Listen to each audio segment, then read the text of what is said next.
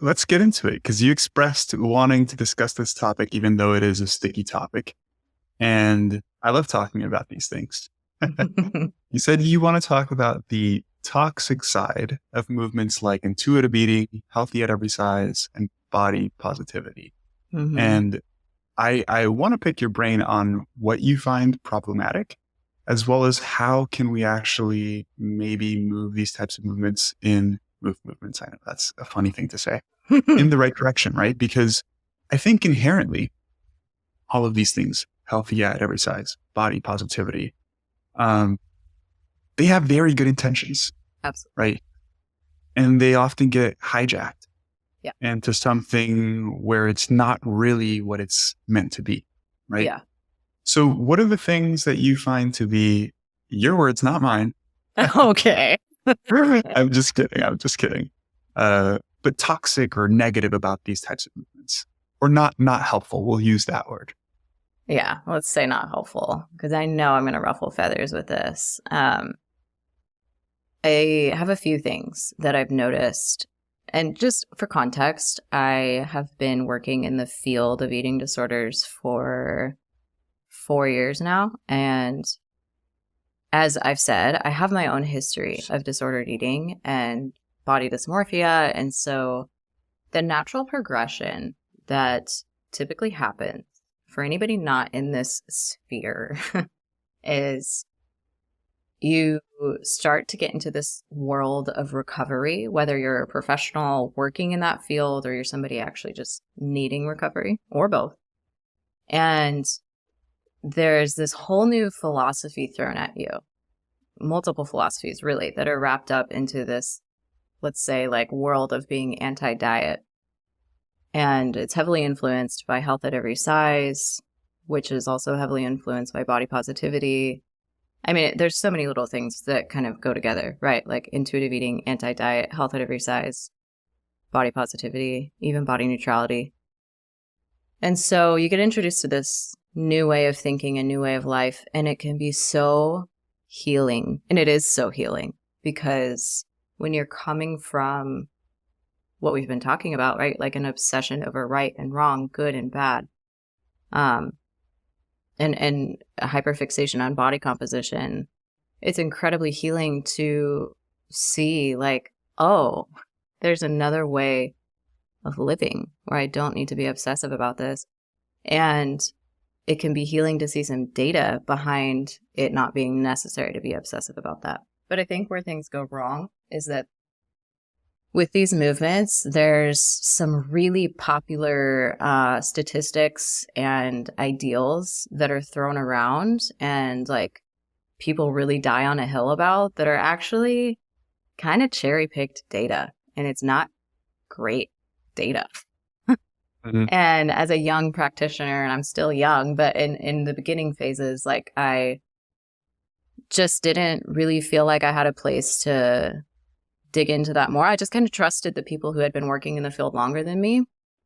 Like, oh, I'm sure they know what they're talking about. But then the more that I like heard other people talk about some flaws in the research that people were citing to promote this ideal of, like, for example, obesity has no effect on health whatsoever. It's all like theory. It's all, correlation doesn't equal causation, all of that.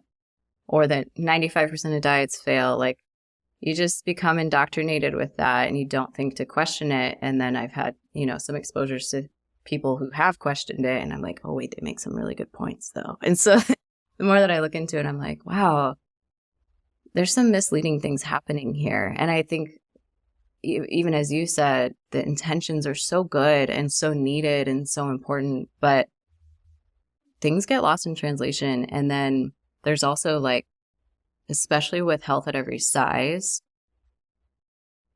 there is some very emotionally charged people in that space that love to censor everything you say. And like you, I'm not for that. That is, do not control what I say. I have every right to speak my mind.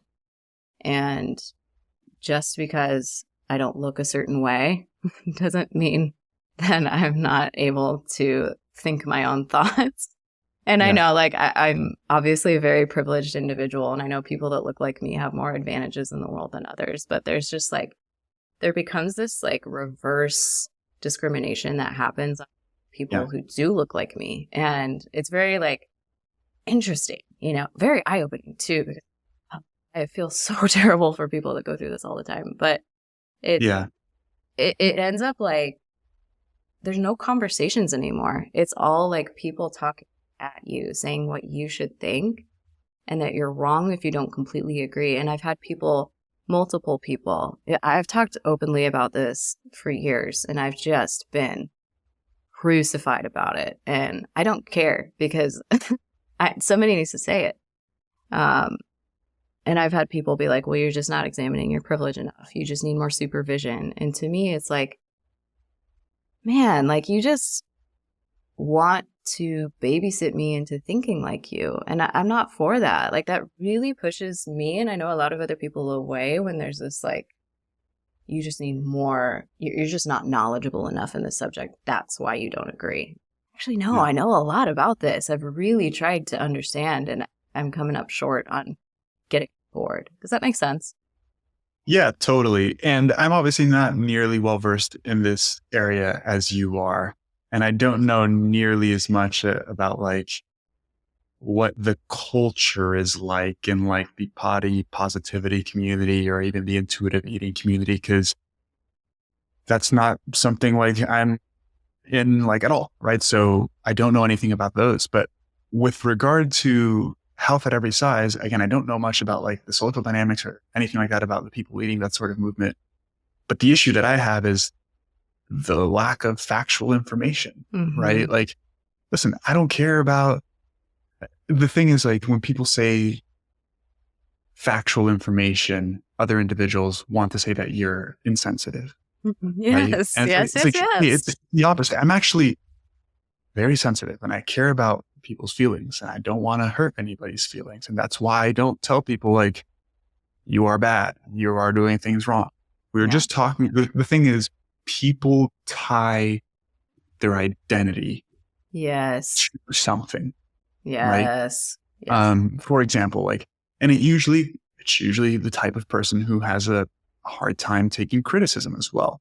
Not even just about like your body image, about anything, right? It could be about work. Like we all know people at work or even when we were in school that like have a really hard time taking positive criticism. And the reason is because, again, these people aren't bad people. They're not dumb people. Like it's just that they tie their identity to this thing. Yeah. For example, you did a project at school. It wasn't good. Your teacher tells you it wasn't good. And they very kindly tell you ways that you can improve. And you feel attacked because you think that them telling you that your work wasn't good means that they're telling you that you're bad. And it's like not the same at all. Right. So I see a lot of that, again, very externally because I'm not in this area at all. So that's one thing that bothers me. The other thing, as I mentioned, I think is you the lack. nailed it. Yeah. The lack of fact. It's just like, hey, Yeah. you can improve your health at any size. And some people who have obesity can be healthy, sure. But to say that size does not impact health, or let's just, that adiposity does not impact health is not true, right? And that's not saying that people who struggle with their weight are bad people. Right. Like, those two statements are not synonymous, but they are made to seem synonymous. Well, you're I told made a you're video. fat-phobic. Yeah, that one. It's like, what are you talking about? or it jumps even straight to racist too. Sometimes that's a fun. Well, that's a newer thing, I think. But it's just like even aside from the personal attacks, and again, this goes back to what we were talking about earlier, that these things get hijacked by certain groups of people. The intent is not bad, right? To promote being healthy at every size. Like, I guess the intent is to not make people feel bad about their size and to encourage positive behaviors and to not tie a particular ideology around whether somebody is healthy or unhealthy simply because of the way they look. Great. Very, very good in theory, right? And again, can people have excess adiposity and be healthy and live a healthy lifestyle? Yes. But to negate the fact that adiposity can negatively impact health is crazy, because we just have way too much data to show the opposite, right? And I can talk about the specific mechanisms why that is, But aside from that, the other part that really bothers me is that if you do say something like that, or let's say you are part of that environment and you do want to make a change, right? Or you do want to lose weight, you're kind of like shunned or told that you shouldn't, right? Yeah. Is that Yeah. something, I mean, I have no clue, but I'm only guessing here. No, you're absolutely right. That's actually another thing that I was going to say is that in the, there's this hypocrisy, I guess, or maybe just contradictory of where, they always preface, like, people that align with that philosophy and are very diehard about it. They always preface, like, we believe in body autonomy, do what you want, do what you want. But we don't agree in intentional weight loss. So it's like, well, then you don't support body autonomy because some people want to do that. And, it goes back to like intentional fat loss is rooted in racism and is rooted in oppression and is rooted in, fill in the blank. I've never heard of those points. I would love to know where those arguments come from. You've got a rabbit hole that you can go down, my friend. But maybe you Hard shouldn't. pass. Save yourself. And again, I really do want to be sensitive to that. I know that there are realities where, again, like I have no idea what some people experience because I look the way I look, and I want to acknowledge that. Yeah. But holy moly, to make that connection is like, what?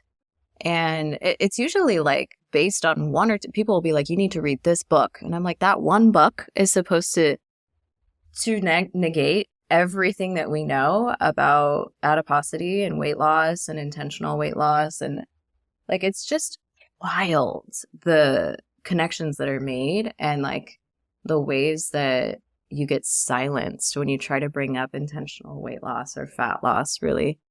And yeah, there can be this like, well, if you decide to go down that route, then you're just fat phobic and you can't deal, like you're just not accepting your body enough, or you're just not loving your body enough. And I think that's it's very shaming to that person. And I think that's what I really, in the end, like my whole rant about this, like in the end, what really bothers me about it is that it's a movement that's started from a place of anger. And so it's like shaming other people for not agreeing with you fully or for wanting to live their lives in a different way.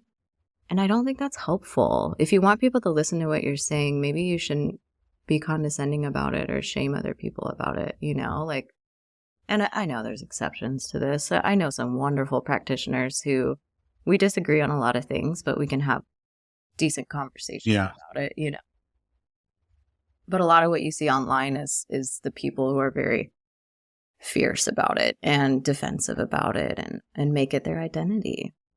Yeah. And by the way, whenever I crack a joke, I need to be better about this because it's not being insensitive. It's not me trying to be insensitive. I just tend to crack jokes way too often, especially around like, as we'd call it, a sticky subject. I love cracking jokes. So for those of you guys listening, I just have a bad sense of humor. But what I was going to say, I made a couple of videos about these topics, reacting to individuals in talking about like healthy at every size, or not even healthy at every size, but really talking about like the idea that weight loss or obesity doesn't have any negative impact on overall health. And I've made what I think are non-emotion driven videos, just talking about scientific fact, not talking about specific people, not talking about whether something is good or bad.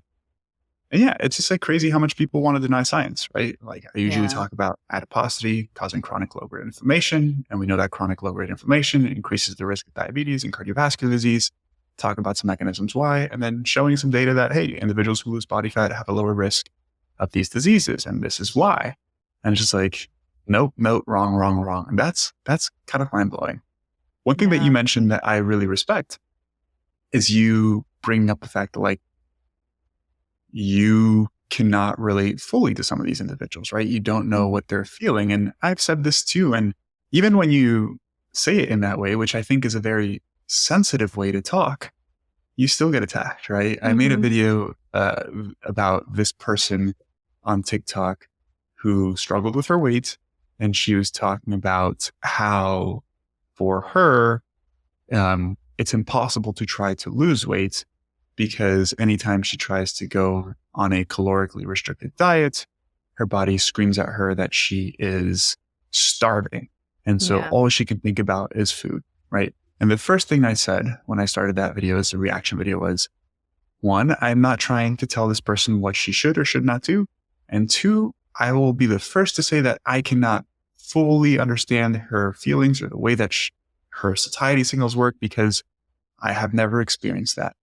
That said, I have worked with a lot of individuals who are overweight and struggle with hunger regulation. And we have developed strategies to help with hunger regulation. These are some different nutritional strategies that have been shown in the literature to help improve hunger. Things like protein, fiber, breakfast, sleep, etc. Very basic behavioral stuff. And then again, like it's not really frequently. I'm not gonna act like I just get like millions of comments bombarding me. But there's always like, but you got ripped apart for that, right? yeah, a couple stragglers that say some ridiculous stuff, and I'm like, man, I don't think I could be any more sensible in this, even if I tried. And it's definitely people just like, it's cult-like thinking. It's really cult-like thinking. It is. It's a group think, and really, it's interesting because they're so the overall movement is so anti-diet culture and anti-diet and everything. And again, like I know there's people who use that label and they're wonderful and very smart. And I agree with a lot of what they do, if not everything. But there's also people who use that label that I don't agree with everything. And a lot of times what happens is in attempts to defy diet culture and try and like rectify all the damage it's done, we shift from the black and white thinking of quote unquote diet culture to a new black and white thinking of anti-diet culture. And that is very like that. I have a lot of friends in the field that we talk about that all the time, like how tricky it is to have conversations, even, like we've said already, because it's such a black and white group mentality and group think and cult mentality. And it's just transferring that black and white thinking to a new place. And we're like, what are you doing? You're against black and white thinking. Why are you taking it to this level now? And I think because black and white thinking is comforting and it's easy and it's comfortable to just stand for something and roll with it, and make it a part of your identity and not dig into the weeds. Like it's so much easier to just go along with the mob instead of questioning things. Yeah, I think it's just a particular type of person, right, that is wired that way. And independent of whether it's body positivity or politics or whatever may be, they're going to have that type of mentality, right? Like there are just people that are that way. Like I'm part of this group. Doesn't matter what information I'm presented with. Like I stand for this. Yeah. And then there's people that aren't like that, right? I think it's just like the dichotomy of how humans work. Yeah. Unfortunately, I don't think there's really much of a solution to that. I don't either. And it's such a bummer. I tried to talk about it and it's been scary to talk about it because of that. If you speak against somebody who has a cult-like mentality, they tend to retaliate. But also it's been very worth it because I've had such good conversations with people who agree and are like, man, I was afraid to say anything because I didn't want to be attacked for it. And I think that's really telling for a community that's supposed to be inclusive and accepting, that people are afraid to speak around them because they don't want to be attacked and bullied, like it's just super telling to me. So I don't like to identify with those groups anymore. I certainly used to, but I do because I still love so much of what it's initially for and the intention and even some of the tools that have developed out of those movements and philosophies. I do use a lot of that stuff with my clients because I find it to be very helpful when, even just back to what I was saying before, when you're entering into a stage of recovery, whether it's from disordered eating or a full-blown eating disorder, it's necessary to think about things differently. And a lot of those tools and ideals can be very helpful, but I just think there's a way to do it that's still evidence-based. Yeah. Quick question. Can you hear music in the background? No. Okay, sweet. That means I have a good mic. Is your Yeah. son, is it his nap time for music or something? No, I think my wife is putting some music on so he'll chill and eat because he'll hang out when there's music on. So question for you. I want to go back to what we were talking about before in terms of like, how can somebody objectively improve, right? Mhm. Let's say you have a client who comes to you who has always struggled with their weight their whole life. They struggle with binge eating, with emotional eating. We'll just use overeating in general. Mhm. But they understand that, they could benefit from a health perspective if they improve some of these things. They're on board. They want to maybe work on losing, 20, 30 pounds, whatever the number is.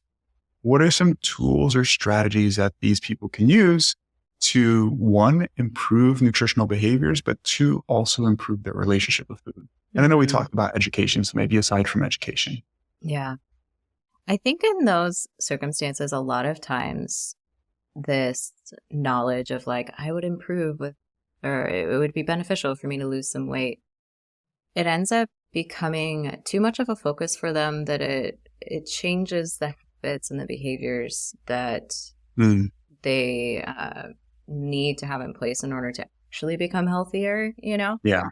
And because they're just so focused on that thing, which is weight loss. And so a lot of times I actually, which again, this is where I still like align in some ways with the movements that we talked about. I actually do ask them to take some time to maybe not focus on that, because sometimes it does just take us in the wrong direction of trying to just get the weight off no matter what it takes. And it can also just be mentally distressing to worry about it. And I think, like you can change your body composition without there being any net difference on what the scale says, and you'd still be improving your health, So it's like, I think sometimes it's just very healing to take some time away from that. I certainly don't expect anybody to never weigh themselves again unless that's what they want and they feel like is best for them. And it helps them to not spiral. But when somebody is coming to me and they've had like a history of struggling with their relationship with food, usually like 80% of the time, that is something that is creating more difficulty. And so in a way, it has a reverse effect. Like if we kind of take the focus off of that and just focus on the behaviors that do ultimately affect that. Yeah. Then, sometimes you can see some changes that is ultimately more healthful for them. And, like things you said, like, let's have some breakfast. Yeah. Yeah. So what? Yeah, no, sorry. Go ahead. I cut you off. You were going to say something else. Yeah. Well, I like to make sure my clients are eating enough. A lot of times issues with overeating is because they're not balancing their meals throughout the day well, or they're trying to fast, or they're trying to, like I'll have some people will be like, I'm just really struggling with binging every night. It's so frustrating because I wake up and I have a protein shake and then I don't eat again until I have a salad at lunch, no dressing, and chicken on it. I just can't control myself at night. I'm like, well, we need to eat more. Yeah. And no wonder your body's trying to catch up and fill its cup from all the things that you haven't given it yet that day. And so that's like such a big piece that I end up walking through my clients all the time, is just making sure they're eating enough and that they're balancing out their food. Because again, going back to what we talked about before with all of these other like diets that they may have done or food rules that they have, sometimes they're afraid of carbs, they're avoiding bananas, they're, like fill in the blank on foods that they're avoiding, and the very things they're avoiding can be the reason why they're eventually binging later, because they need to physically fuel themselves and do so in a balanced way that supports, the ebb and flow of their blood sugar and all of that, and satiation. And it's even just having a sweet now and then so that you don't feel like ravenous around one can be so helpful. Yeah. Would you say your approach to nutrition coaching is a behavior-based approach? Definitely. Yeah. Same here. It's funny because, usually with clients, what I do is we set some objective goals. I think it's helpful for people to have a certain thing they want to work toward. But then we identify, like you mentioned, what are the behaviors that we actually need to focus on to get there? And from now on, we are not really going to talk about the particular goal. We're going to focus on your adherence with these behaviors. Yeah. And guess what? When people are more adherent, they make more progress towards the goal, independent of what the goal is, whether it's building muscle, losing fat, whatever it is, right? Mm-hmm. And I talk to my clients about this all the time too. And I think it's really powerful to focus on the behaviors because you actually feel like you have a lot of control over the behaviors, right? And I think it also depends on what the behaviors are, because I would assume that neither you or I, our behaviors are, don't eat chocolate, right? Because that is a behavior, but it's not the appropriate behavior. And like my whole approach with clients is, well, I have a number of behaviors that I like all my clients to develop. And then we can individualize from there. But things around like meal timing, specifically with breakfast consumption.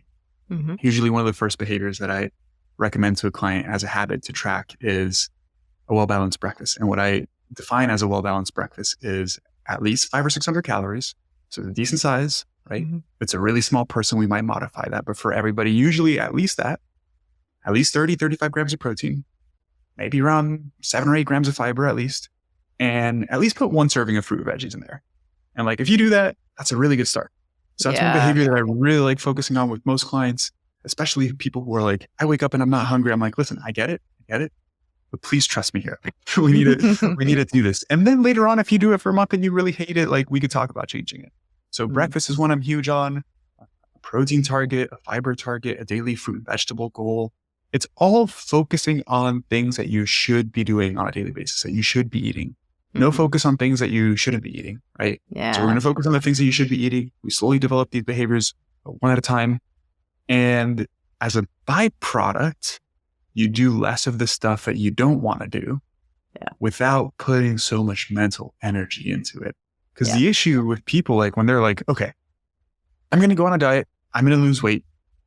What am I going to do? I'm not going to eat these things. And so then you don't eat these things and your diet goes from like this big to like this little, right? And for those of you guys listening, like you go from eating a lot of food to eating very little food. You don't fill up the space of the food that you took out. So you just end up hungry and you end up craving those foods. And then you go back to those behaviors and then you think you're inherently doing something bad. So you feel bad about it and it just spirals, right? And it's a circle essentially where you're repeating the same things over and over again. Whereas when you simply identify maybe 5 or 6, a handful of behaviors that would be helpful to you, and then really focus on those one at a time, and you develop those things, you're going to see really, really positive outcomes. And again, it's super simple stuff. It doesn't have to be complicated at all. Yeah. So would you say that approach works well for individuals who struggle with binging, similar to individuals who don't? Yeah, definitely let's consider what we can add instead of focusing on what we can take away. That's really, really helpful. And I think when there's any sense of scarcity or restriction or can't have, it triggers that need to rebel or that desire to rebel. And so if we can kind of just do away with that and instead flip the script to like, what can I add into my life that I know is health promoting, like more fiber, more protein, or more healthy, fill in the blank, even more exercise in ways that I enjoy, more sleep, then it's crazy how much of a transformation it can make in a short time for people who have been struggling for decades because of that mentality, because of the negative space and focusing on the minus instead of focusing on you can plus set. Yeah.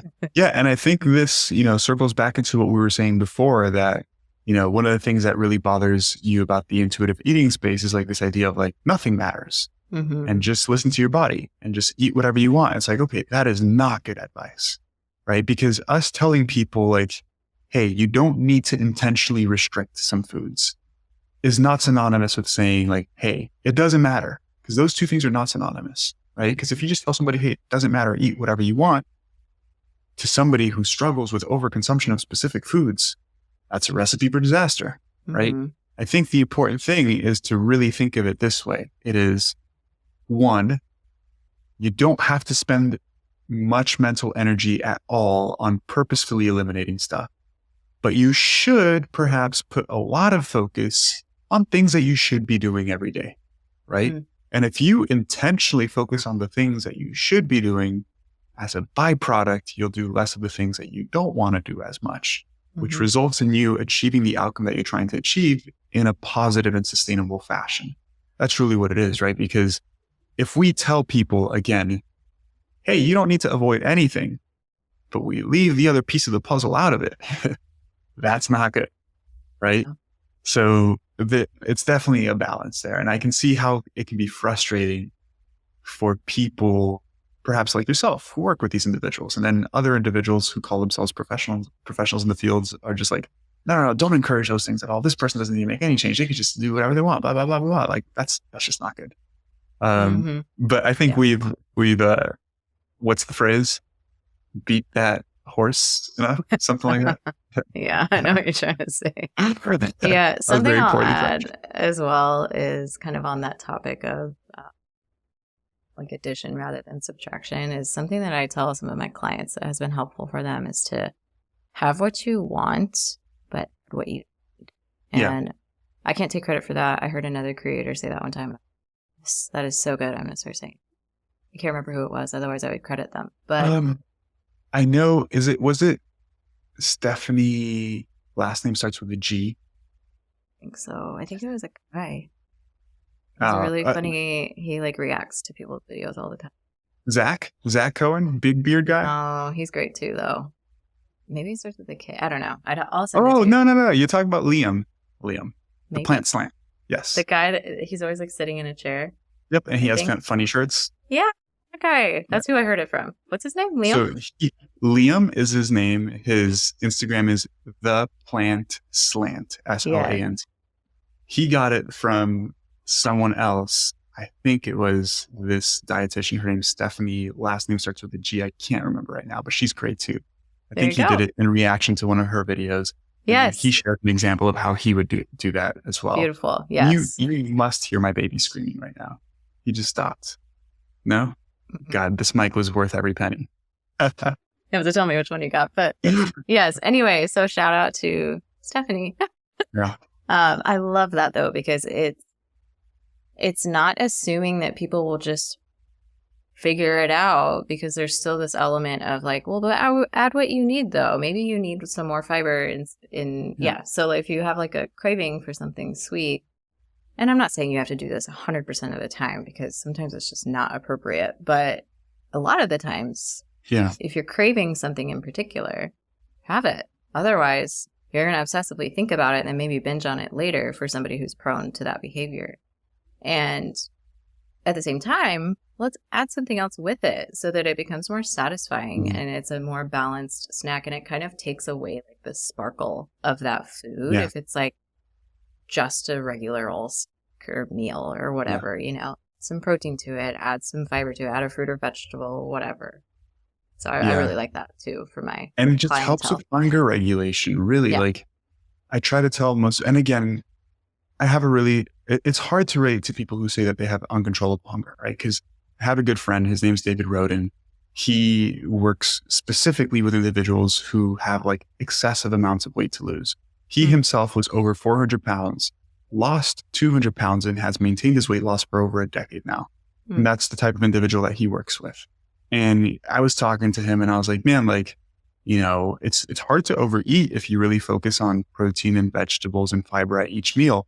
And he was like, dude, I disagree with you. And I'm like, what do you mean? And he's like, I can eat 8,000 calories of chicken and vegetables. Like I'm a bottomless pit if I just want to. And we didn't go in depth on like how he's been able to control that and all of that stuff. And I was like, it was eye-opening, right? Because I think a lot of times we talk through our own lens, like in our own perspective. Like, yeah, if I put 40 or 50 grams of protein on my plate and like a serving or two of veggies, I'm stuck.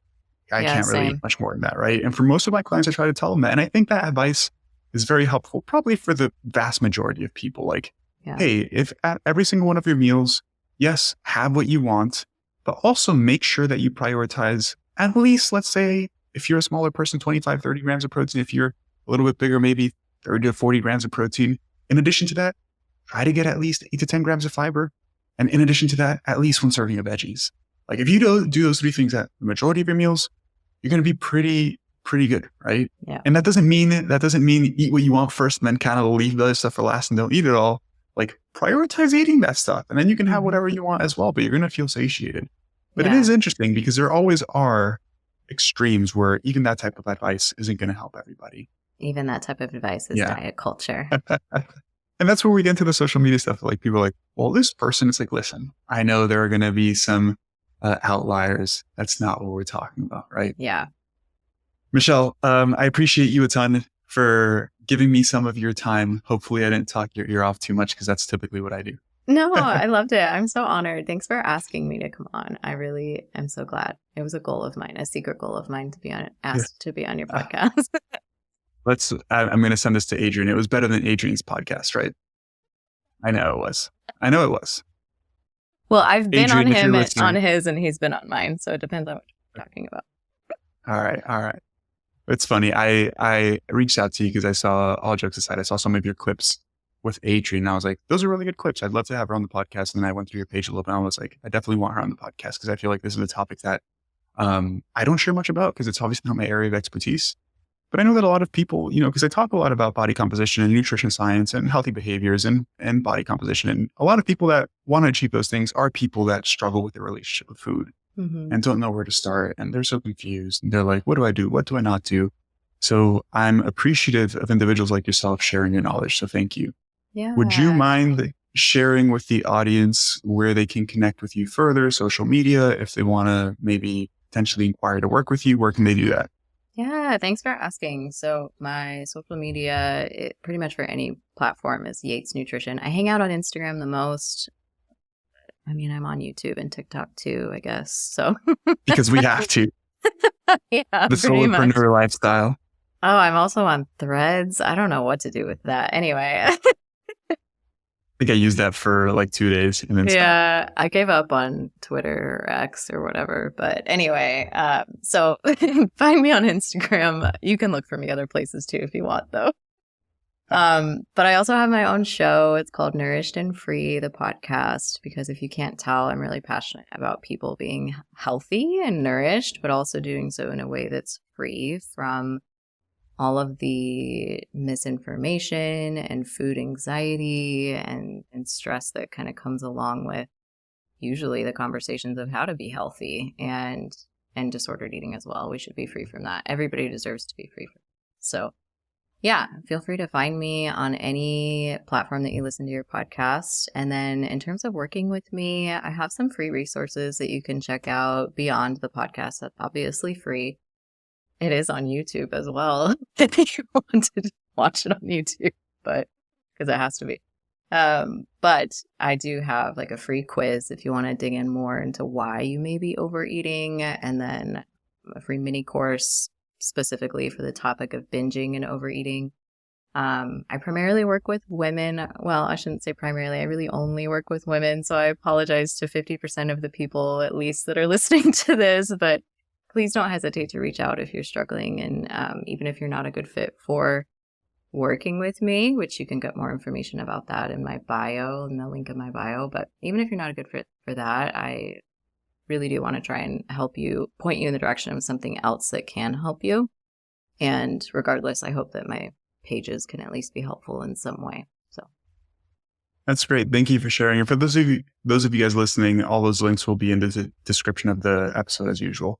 One thing I really wanted to share here right before we go, since you were talking about the power of like educating and learning about these things, like one of the exclusion questions that I have on my coaching applications is like, have you been diagnosed with an eating disorder? Because that's not my area of expertise, but every once in a while, somebody like weasels their way in where like maybe they don't have an eating disorder, but they definitely have a lot of food anxiety, fear around specific foods, etc. And again, I don't consider myself someone who has the skills to work with that type of individual from the psychological perspective, but I have seen directly how beneficial just education can be for these individuals, because what I do possess is the skills to explain why a particular type of thinking or a particular claim is incorrect, right? And that's what you do when you go to school and get a PhD. You learn how to read research and share it with people. And I'm even thinking here just about one particular client, and I've been working with her for a little over a year now. And I wouldn't say she had an eating disorder, but she like followed like the wrong people on social media, right? And she used to avoid everything and used to think everything was bad and like for really ridiculous reasons. And over a year, like it has completely changed. She just tells me how much freedom she feels like being able to eat different things. And the whole approach has been like, she would send me a video. Hey, is this true? Like, no, this is why. Share article, break it down. It's like, oh, that's really cool. Like your logic actually makes a lot more sense. Cool. Next claim, same thing. Next claim, same thing. Like over a year, she's changed the way she thinks about these things radically, which is really cool.